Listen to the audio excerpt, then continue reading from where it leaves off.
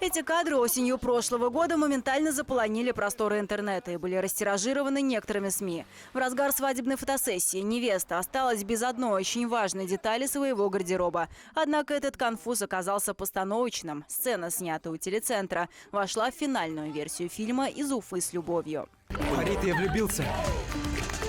Что нужно для счастья простому деревенскому парню? Урал, который не так давно вернулся из армии, пока и сам не знает ответа на этот философский вопрос. В романтической комедии у главного героя личная драма. Его бросает невеста, к тому же продает фамильную драгоценность. В поисках реликвии Уралу предстоит головокружительный забег по самым узнаваемым уфимским местам. Очень странно, что никто до нас еще не признался этому замечательному городу в любви, потому что летняя Уфа, она особенно прекрасна, и этот фильм призван стать такой некой визитной карточкой Уфы. Исполнителя главной роли Оскара Нагаева на пробы пригласили в разгар летней сессии. «Лента» стала его дебютом в большом кино. Нас подвешивали. Это делалось дважды, потому что мы не очень справились с этим в первый раз. 3 или 4 раза меня поливали из бронзбойта. «Из Уфы с любовью» на широком экране с 13 апреля. Однако картину нашего земляка увидят не только республиканские зрители. Во всероссийском прокате фильм стартует в Москве, Санкт-Петербурге, Казани, Екатеринбурге и других крупных городах.